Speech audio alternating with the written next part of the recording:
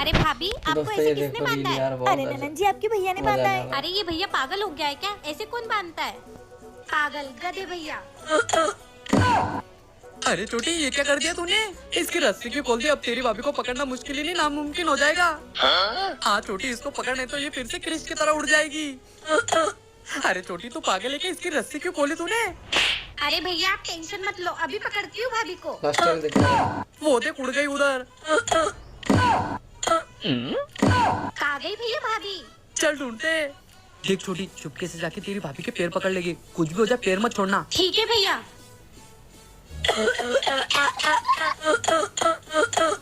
देख लिया छोटी, रस्सी खोलने का नतीजा।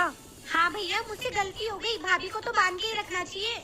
ए जी, अब मत बांधना, अब नहीं खासूंगी। ए जी, गलती हो गई।